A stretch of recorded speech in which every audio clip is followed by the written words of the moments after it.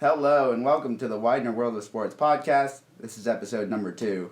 My name is Greg Spica, the Director of Athletic Communications here at Widener University. Tonight we're joined by 3 of our student athletes. Sitting on my right is Drew Venit, a senior from men's lacrosse. Directly across from me is Aidan O'Brien, a sophomore from baseball. And on my left, Brynn Foley, a junior from women's soccer. On this episode we'll cover burnout in athletics, academics, and everyday life.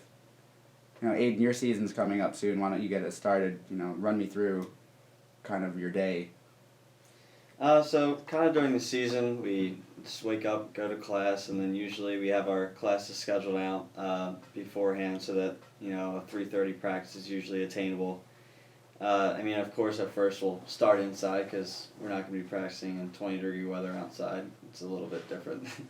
But, pretty much just once the season gets going, it's kind of a non-stop, just practice, class, game, just running everywhere. And I enjoy it, but there's also times, like we're talking about burnout, like towards the end of that season, which I found that out last year, like it really starts to kind of drag on you. Like I'll start talking about it more from the academic point of view first, but just the motivation to get up in the morning for classes when you had a game the day before or a long practice. Like we'll have sometimes an 8 to 10 p.m. practice in the field house because that's what's available. And being able to get your homework done before then, or if you don't and you end up doing it afterwards, the morning after is pretty tough, just being able to get up and keep moving forward through that.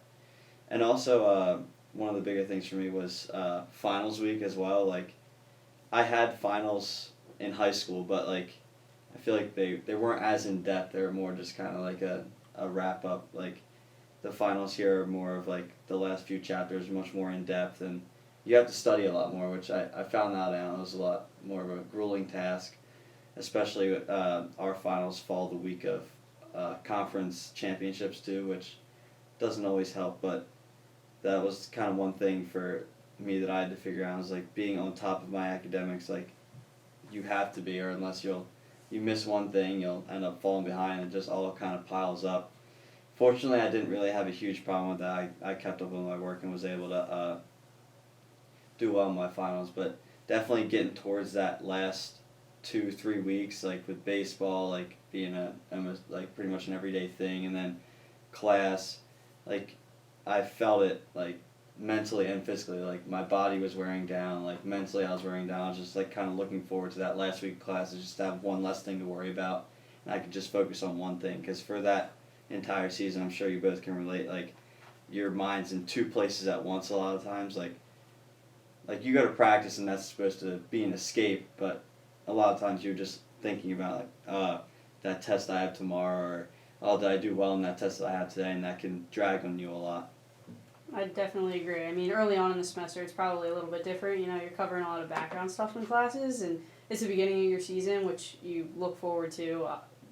Off season, you prepare for that. So you're definitely excited to be back with the team. But like you were saying, towards as a fall athlete, I relate our conference is, towards midterms and the holidays and everything like that. So getting to the end of that season and being really in-depth in classes is definitely the time where, you feel it the most. I think what you're saying mentally, practice as an escape, I think towards the end, that's when you start to, it kind of switches over to be like, okay, well, after this, I got to study for this test. I have to do this homework assignment. So I definitely relate to that. I definitely hear you there. Definitely starting for you guys in the fall. It has to be so nice coming in here, like in the summer, you're like coming off all this highs, like, you saw all your friends over the summer, you're doing whatever you wanted to do, got your job, your internship, whatever. Then you come back to school, and again, you have this nice start to your year, you get into your season, and then it starts getting cold and dark. And like for me, when I start practice, I know like, usually we have those 6 a.m. wall ball, so getting up for that is difficult, but as it's cold, I definitely don't want to do it as much. So for you to be like, how does it affect you at the end of your like season that it goes to cold and more dark, and doesn't, there is no light at the end of the tunnel. Yeah, I get what You you're have saying. everything at once. You're in playoffs. How do you stay up with it? I agree. Coming in off of summer is definitely a little bit different than like your guys' spring seasons. It's so nice. You come in, you have your 2-a-days, and it's light when you start, and it's light at your second session too. I think that the seasons and the sun being out during practice is something that kind of affects all of us. Finishing a practice and still having light to walk to the cafeteria for dinner.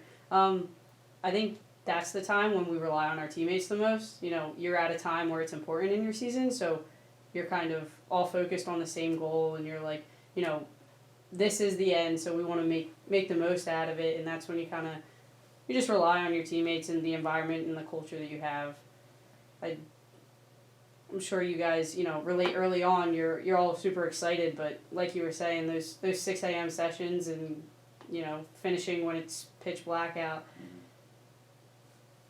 Yeah, that's one of my biggest, I would say almost weaknesses, is when I get up in those mornings and I do not feel like getting up to get to this practice. You kind of ask yourself, like, where do I find this strength to get me, not only just to get through the practice, but just even to show up and get there on time. It really takes a lot out of you, and as athletes, people, students, we're pulled in all these different directions that affect every aspect of our lives, jobs, relationships, school, and just the overall time that you have to spend with yourself, and we can get lost in all the other stuff, and that is where people find themselves upset. What am I doing here, and what is it for you that helps you overcome when you get into those frames of mind where you don't see the end of the light? I feel like the biggest thing is just going back to remembering like why I do it and like why I kept playing baseball. It's like I just loved my sport so much that I saw coming to Widener as an opportunity. Like, I get 4 more years to do something that I love, and it's like, for me, it's a bonus. Like, when I wake up in the morning, like, yeah, I had 7 a.m. lifts last semester, and they were it was pretty difficult to get up for, especially it was a Friday morning lift too, so starting that day early, but just getting up for those, like, for me, it was just being able to go see my teammates, all of us being in there. That's the biggest thing for me, is just having those 35 other guys beside me also still going through what I'm going through, which always in the back of my head, like, the teammates and just my passion for the game are what are able to keep me going and going throughout the whole thing. And the one thing that I thought was interesting too was kind of, I don't know, the weather aspect. I feel like we kind of get lucky. We start off like our practices every day before we really get into games. Like, when it's supposed to be the grueling time, that's when it's dark. Mm-hmm. And then once we start playing actual games, the sun starts staying up longer, and like by the time like and the baseball season comes, it's more like, and lacrosse, it's more like summer ball. Like, you're having fun with the guys. It's 75 degrees outside, and then for you, it's obviously much different. You start in the 75 with those practices outside, where you don't usually want to have 80-degree days when you're practicing because it's a lot harder. And then by the time you get to conference play, it's 40, 30 degrees outside, and I feel like it's definitely, we're on the lucky end of that spectrum than what you are. Like, Yeah. does that, like, and talking about burnout, like, I feel like the weather can affect you mentally. Like, when it's dark most of the day, like, I feel like humans are programmed to kind of, like, feel like they have enough time in the day as long as the light's out. Yep. And during the winter semester close to the finals and the beginning of the spring semester, you feel like you have so much less time because you look outside at 5 o'clock and it's dark, and it's like, oh, it's way later than it actually is. Like, I have to hurry up and get all this stuff done. But I feel like when it's a lot of times when it's dark out too, like, you're not getting outside as much with the cold, and you're not experiencing the sun as much, so it can affect you, like, mentally, just being trapped in a room all day trying to avoid the cold, when during the beginning of the fall semester, end of the spring semester, you're kind of outside, able to relax a little bit more and enjoy a little more free time outside of your room, that is. I don't know how that affects you guys, but if you want to talk about that. Yeah, I think, we kind of mentioned that with Drew when he mentioned that we come in when it's hot, and I was saying how, we're light at the beginning of our first session and we're light at the end of our second session. I feel like maybe, Drew, you could talk about how, that extra light, does that keep you guys pumped up during conference, and for the final stretch of playoffs, does that kind of change your perspective on the burnout and the season?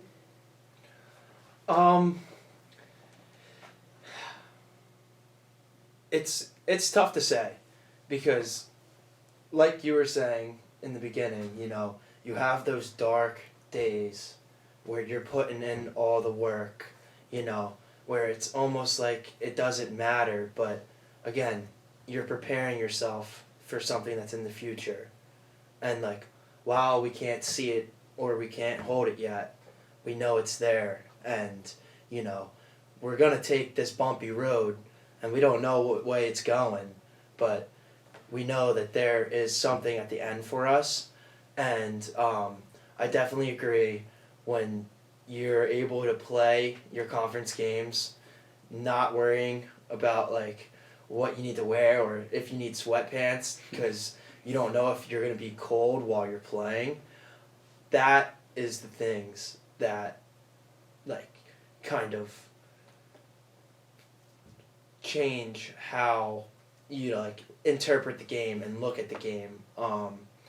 But I would say definitely when it's warmer, I love playing those conference, semifinal games, under the lights, but you still have the sun right on the background, and you're not freezing. Exactly. Yeah, it's a lot easier. You're a lot less miserable when it's not 30 degrees and you're playing your sport. I feel like that's one thing too. The weather really dictates your mood a lot of the times. I think that can kind of even go into working a job or an internship. Over the summer, that's the prime time for kids like us to get internships and opportunities for the future in our field. Sometimes people come home over break and they're working their high school job or they're working their hometown job, and I feel like it's a little harder to find that motivation. In the summer, I feel like people get inspired for the future and they're super excited about internships and jobs and more focused on what they want to do with their lives. Drew, as a senior, do you feel any of that pressure, or are you excited? Definitely pressure. I mean, it's a whole lot of different emotions.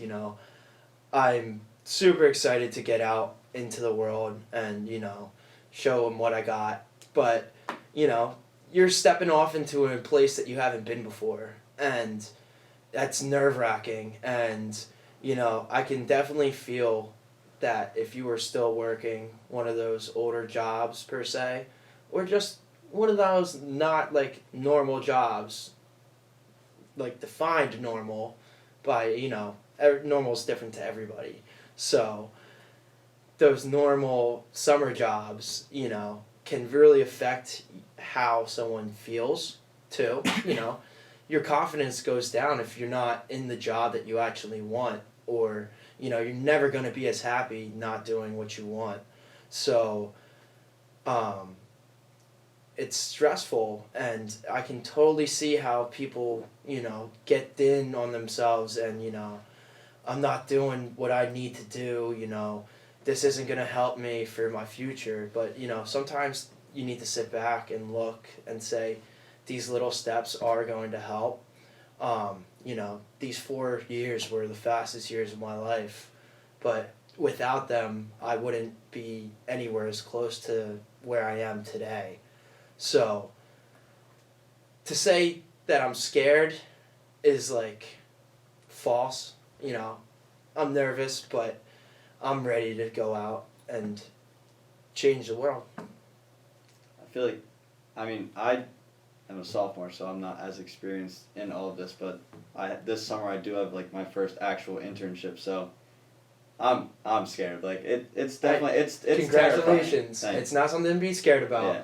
Congratulations. It's definitely terrifying because you're stepping into I've had other jobs just summer jobs that like a lot of kids have, just to get through the summer, make some money, be able to go down to the beach or something. But like I'm actually stepping into like the real kind of adult world this time, so it's definitely like scary, but I'm also like excited because this is going to be a time where I'm going to be able to figure out like what I want to do with my major, or even if I want to do my major, like because you were saying like enjoying your job, that's one source of burnout. If you're going to a job 9 to 5 every day, like working 8 hours a day that you hate, you're gonna burn out a lot quicker, and you're just gonna not hate your life, but you're just gonna wonder like, what am I doing here? Like, which a lot of times like you can feel in school if you're going to class every day and you can't really find a purpose. Like you're kind of, what are you doing here? You're burnt out. But this process that I'm about to go on, it's gonna be very important for me to kind of figure out what I want to do and make sure I'm making the right choice and find the right place where I can go where I'm not affected by that burnout that you can feel sometimes in other areas of your life. Yeah, I completely agree. You know, finding something that you enjoy kind of makes the whole process easier. Personally, I'm going into the healthcare field and I'm excited about it. I know, you know, in the past few years with the pandemic, there's definitely been a lot of burnout in the healthcare field just from how tirelessly they're working on the pandemic as well as just regular healthcare situations. But I think that us being so young and excited about what's next, I think, you know, we can kind of help turn that around, or, you know, help the people that we're going to be working with kind of get out of the burnout and, you know, maybe change the perspective on it, hopefully. Because the whole pandemic that you're talking about caused the burnout, like going in the healthcare field. A lot of people were burned out because it was constant every day, like working 24-hour shifts, like not stop working, like just from hearing things from people that I know, and that caused a lot of people to go out. So like people like you that are able to step in, and like you're needed right now because of that burnout, just because of what happened. So having people to come in and assist is really gonna help that field a lot. Yeah, I completely agree. The pandemic was an interesting time that no one was even expecting to come.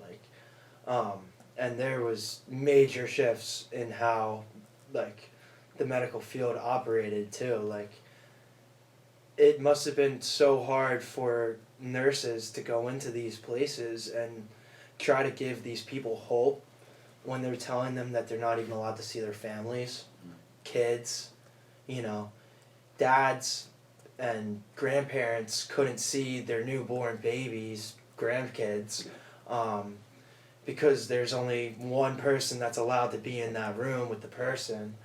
And, you know, you might not be able to be that person just because there's somebody better to assist and be in that spot for the person in need.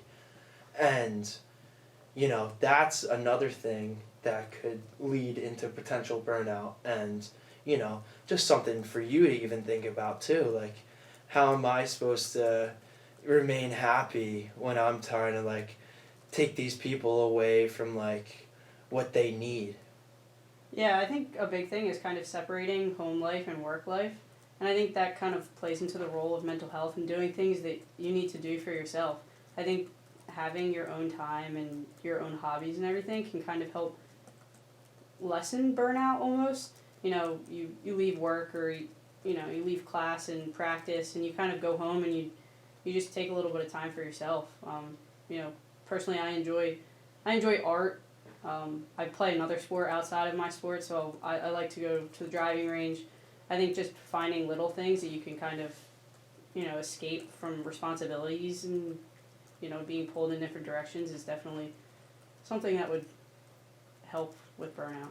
I know you had wanted to talk about like relationships and burnout. I feel like one thing that we really have to focus on too is like that we're seeing even more now today is not your your relationships with other people, but also with yourself. If you wanted to start with that. A relationship with yourself is the single most important thing to fight this, you know, not only burnout, but also depression as well, and as well as everything else. You need to know your body, know your mind, you know. You have to understand when you're going down these roads, like, how do I stop myself from, you know, spiraling into this belief that it's never going to get turned around or the problem's never going to go away. You know, I think that's one of the first steps in being burnt out is losing yourself and, you know, your goals, what you want to do, you know, the people that are around you that want to see you achieve greatness and do everything that you can do and want to do in your life. And I know it is rough for people to, you know, take the blinders off and, you know, see the other problems that might be under the surface that they don't think are actually there. So definitely knowing yourself is the number one important thing when you're dealing in relationships with yourself and others. I think we were talking about the pandemic and everything. That time, like, I never really, like, ever checked myself, and I'm always more worried about, like, kind of how other people are doing, but when the whole COVID thing happened, like, you were isolated with yourself for months, and it kind of forced everyone, and including myself, to kind of take a look inward, and, like, those first few months, like, it was, like, a struggle, like, you're trying to figure out, like, because you're doing the same, there's nothing to do every day, so you're doing the same exact thing every single day, so you really had to work to find things that you can do that maybe made you happy that day, or find things, other hobbies that you can really do. Because as athletes, we can get stuck in, like, our own rhythm where we're just, it's sports school, sports school, sports school. And when that was all kind of taken away, you had to kind of like, whoa, like, I got to find other things that I like to do and find things that make me happy, that I'm able to improve my relationship with myself, which in turn improves your relationship with other people. That way you don't have to depend on people as much, and you can also, like, when you're by yourself, like we were for those months at a time, like, you're able to sustain and be able to make yourself happy in ways and find new things that you can challenge yourself with and get through these times and find something good out of it. Yeah, so as we wrap up our discussion on burnout, and guys, I mean, excellent discussion. I mean, we went way longer than we thought, but Brynn and women's soccer, congratulations on your successful season and your MAC Commonwealth run to the semifinals. Drew and Aidan, we see you two back in action pretty soon coming up. So good luck with your upcoming season. Thank you. Drew, we'll see you at the Quick Stadium on February 18th. That's your season opener, so we'll be following along. Yes, sir. And Aidan, we'll see you on the baseball field on March 3rd for your home opener. You're on the road for the first few games here, but first month. First couple, but we're looking forward to having you back and having all our spring sports back. So, everybody, thanks for joining us on episode number 2. Have a good week in class. Go Pride.